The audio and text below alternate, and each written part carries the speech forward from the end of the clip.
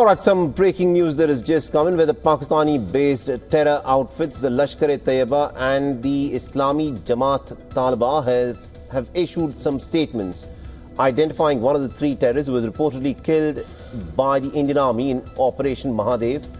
According to the Islami Jamaat-Taliban, one of the three terrorists who was killed is Habib Tahir, alias Habib Afghani, alias Habib Khan, alias Chotu. Now, the terrorist was a resident of Aziz village in the WION Kaigala area of Rawalkot district of Pakistan-occupied Kashmir. All right, with more updates on this, we have our correspondent Idris Lone, who's joining us on this broadcast. Idris, tell us more.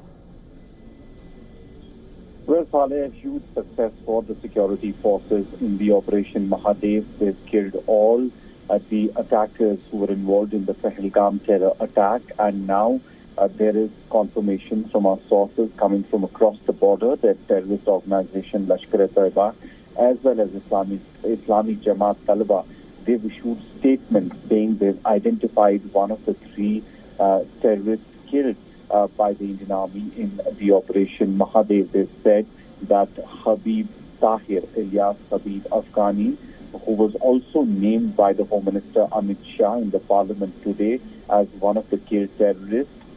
They've identified him and said that he's a resident of Aziz village in WION Kaigala in the Rawalkot district of Pakistan-occupied Kashmir. We are also being told that Afghani was a member of Student Liberation Front in 2018. After that, he had shifted to Islami Jamaat-Taliban in 2020. But he was a huge supporter of the armed groups like Lashkar as well as TRF and Jaish-e-Mohammed. So later on, he joined Lashkar-e-Taiba and came to Kashmir, and he was active from quite a few months in the Kashmir region, and he had carried out terrorist attacks especially in the Kashmir division in the central part of Kashmir in Sonmarg, where there was an attack on a tunnel construction site where around 9 people had been killed, and also later in the Pahalgam attack where 26 civilians were killed by the terrorist groups. So now the confirmation also coming from across the border that they have owned up also that this Afghani Habib Afghani was a part of Lashkar-e-Taiba and was active among the terrorist groups and also carrying out these terrorist activities in Kashmir division.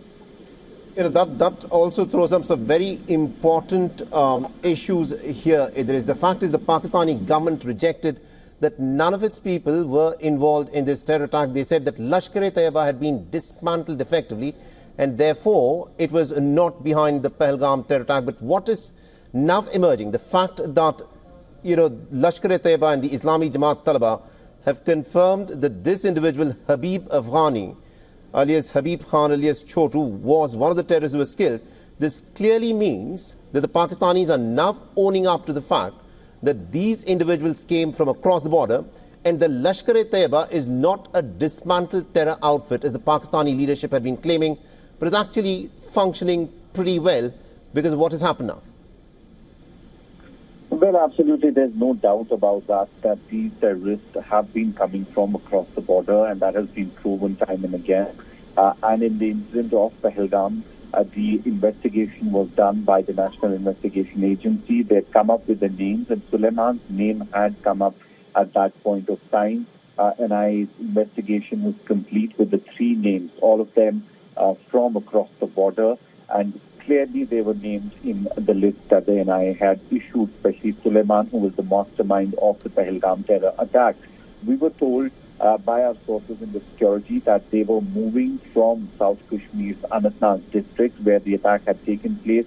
They tried to move from that place towards the central part of Kashmir where this incident, where the Operation Mahadev had taken place. In between, there have been 5 operations that I recall in the last few months where security forces hold up a group of terrorists at multiple places, which included Hapatnag, Pokarnag, Anantnag, and many more places. At least 5 of these places where they did come in contact. The encounter had started, but they had managed to flee from these operation sites. And later on, what we've heard from the Home Minister today is that they used the Ultrasec, basically the communication device, which was tracked by the Indian security forces, and that is how they tracked the location of these terrorists in the Ledwas area in the Zabarband mountain range, wherein the operation took place.